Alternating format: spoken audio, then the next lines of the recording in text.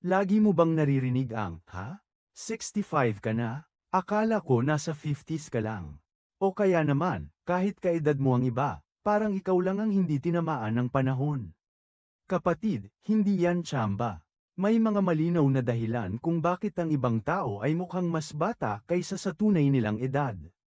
Isa na dito ang kanilang pamumuhay, tulad ng wastong nutrisyon at regular na ehersisyo na nakakatulong sa pagpapabuti ng balat at pangkalahatang kalusugan. Sa huli, ang positibong pananaw sa buhay at pagtanggap sa sarili ay maaaring maging dahilan kung bakit ang ibang tao ay tila hindi tumatanda. At sa video na ito, ibabahagi ko ang 7 sikreto o dahilan kung bakit mukhang bata ang ibang senior citizens at baka isa ka na pala sa kanila. Kung gusto mong malaman kung bakit mukhang 55 ka kahit 70 ka na, o kung gusto mong mapanatili ang glow ng kabataan mo, panoorin mo ito hanggang dulo. Kung hindi ka man kabilang dito, huwag mag-alala dahil nandito ang mga kasagutan na pwede mong gayahin. Unang yugto, genetics versus lifestyle. Oo, parte ng kabataang itsura ay minamana natin mula sa ating mga magulang at ninuno. Ang mga genetika o bahagi ng ating DNA ay may malaking papel sa ating pisikal na anyo. Ngunit hindi rin may kakaila ang impluwensya ng ating pamumuhay at mga gawi. Halimbawa, ang mga dahilang tulad ng nutrisyon, nakasanayang ehersisyo, at kahit ang mga emosyonal na estado ay nag-aambag din sa ating pangkalahatang hitsura. Sa makatuwid, ang pagkakaiba-iba ng mga tao sa pisikal na anyo ay hindi lamang resulta ng aming mga ninuno kundi pati na rin ang mga desisyon at karanasan sa ating buhay. Subalit, ayon sa research, hanggang 70% ng mga senyales ay dahil sa lifestyle, hindi sa genes. Ang lifestyle natin, tulad ng ating mga pagkain, pisikal na aktibidad, at pangkalahatang kalusugan, ay may malaking epekto sa ating itsura sa pagtanda.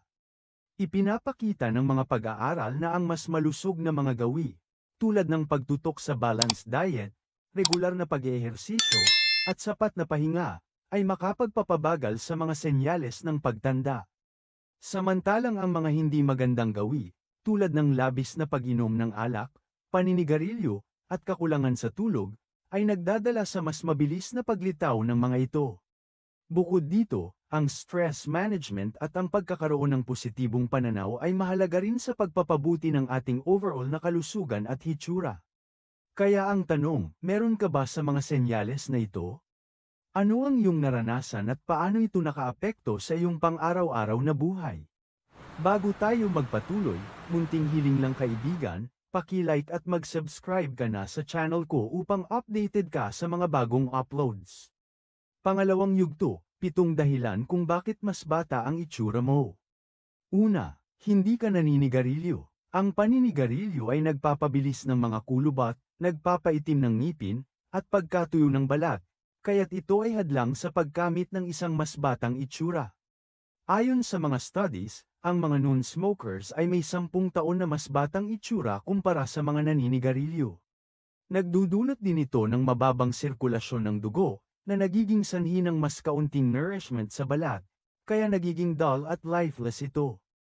Ang toxins mula sa sigarilyo ay nagpapababa ng elasticity ng balat, na nagreresulta sa mas madaling pagbuo ng mga linya at kulubat. Sa kabilang banda, ang pag-iwas sa paninigarilyo ay nagdudulot ng mas maliwanag na complexion at mas magandang skin health, na nagiging dahilan upang mapansin ng iba ang ating natural na ganda. Ang mga hindi naninigarilyo ay nagpapamalas din ng mas mataas na antas ng enerhiya at mas mabuting kalusugan sa pangkalahatan, na nagbibigay daan sa kanila na mas aktibong makilahok sa iba't ibang mga gawain at aktibidad. Bukod dito, ang pag-aalaga sa sariling balat at pamumuhay na malayo sa bisyo ay may positibong epekto sa ating tiwala sa sarili at kalusugan, na nagpapalakas sa ating kakayahang makipag-ugnayan at makipag-socialize sa iba.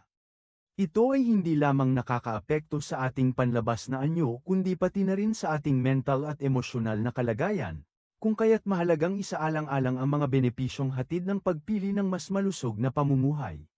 Bilang 2, lagi kang umiinom ng tubig. Ang pagiging hydrated ay nagdudulot ng soft, smooth, at glow ang skin na tiyak na nagpapaakit sa sinumang nakakatagpo sa iyo. Ang pag-inom ng tubig ay hindi lamang nakakatulong sa iyong balat kundi pati na rin sa kabuuan ng kalusugan ng katawan, dahil ito ay nagtataguyod ng magandang sirkulasyon. Ang mga senior na umiinom ng higit sa 8 baso ng tubig araw-araw ay kadalasang may mas firm na balat dahil sa mga sustansya mula sa hydration na nakatutulong sa elasticity ng dermis. Kapag hydrated ang katawan, mas nagiging epektibo ang pag-repair ng skin cells at naiiwasan ang pagkatuyo na nagiging sanhi ng mga wrinkles. Bukod dito, ang tubig ay tumutulong sa detoxification ng sistema, na nagreresulta sa mas maliwanag na kutis at mas magandang overall na kalusugan ng balat.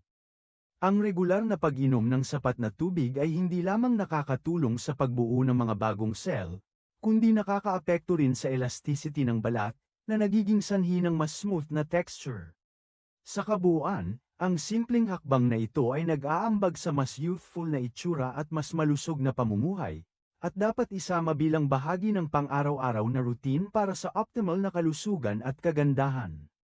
Salamat kaibigan at narito ka pa rin, mangyaring mag-comment ng isa kung positibo sa iyo ang mga ibinabahagi namin at 0 kung may pag-aalinlangan ka. Tuloy na tayo. Bilang 3, marunong kang tumawa at mag-enjoy. Ayon sa research, ang happy hormones tulad ng serotonin at oxytocin ay nagpapabagal ng cellular aging.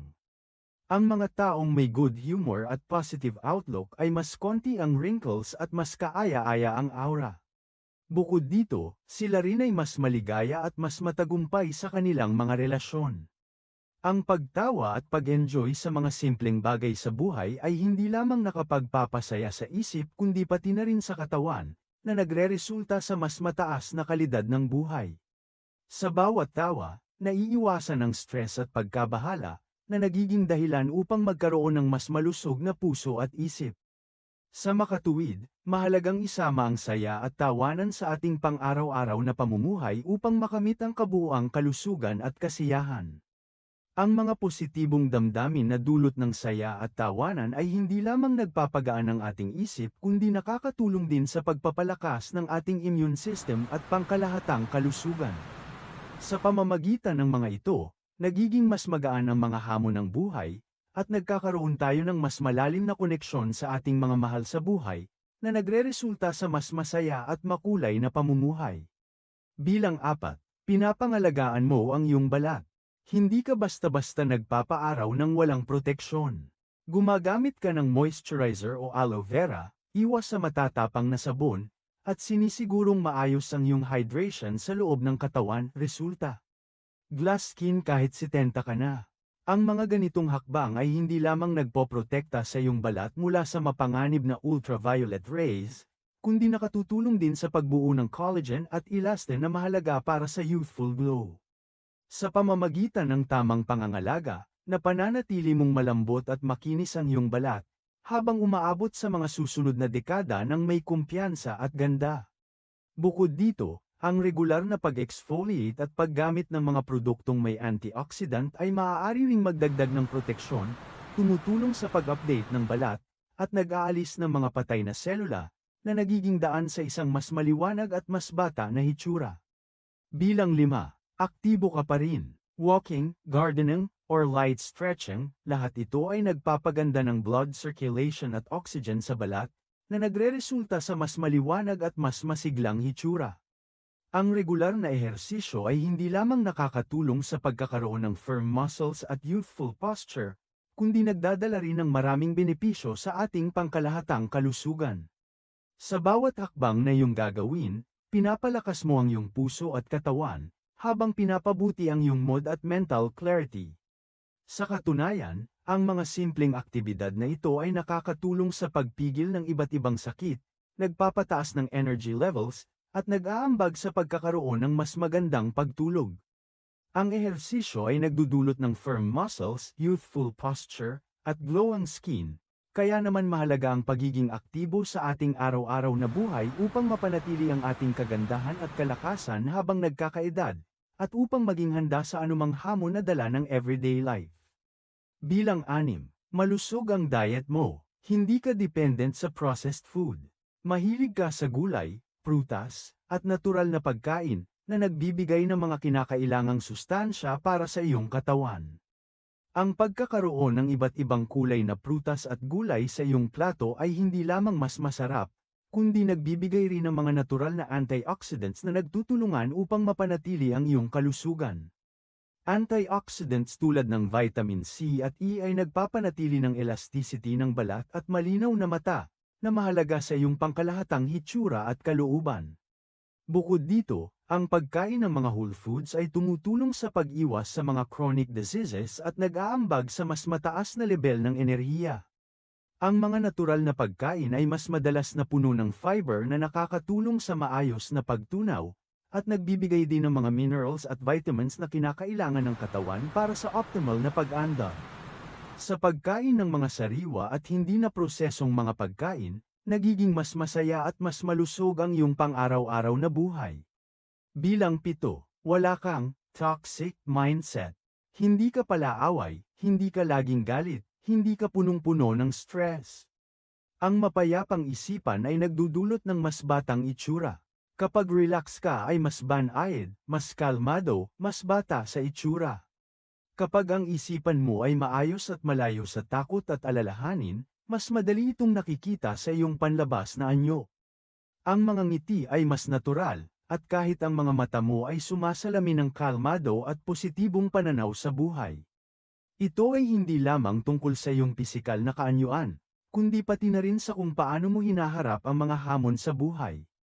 Ang pagkakaroon ng maayos na isip ay nagdudulot ng mas magaan at masayang araw at pamumuhay. Pangatlong yugto, bonus factor, may purpose ka pa rin sa buhay. Ayon sa mga pag-aaral, ang mga taong may layunin sa buhay, kahit sa edad higit 70, ay may mas mabagal na biological aging. Ang pagkakaroon ng malinaw na layunin ay lumalabas na may direktang koneksyon sa kalusugan at sa pangkalahatang kalidad ng buhay. Ang pagkakaroon ng ikigai ng mga Japanese centenarians ay dahilan kung bakit ang dami nilang mukhang 60 kahit 70 na.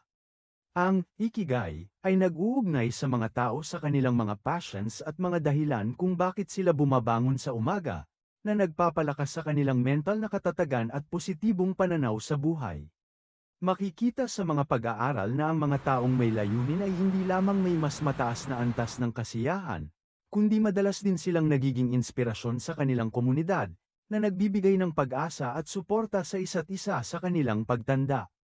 Pang-apat na yugto, ano ang magagawa mo ngayon? Kahit hindi mo na mabago ang nakaraan, pwede mong simulan ngayon ang lifestyle na makakatulong sa youthful aging.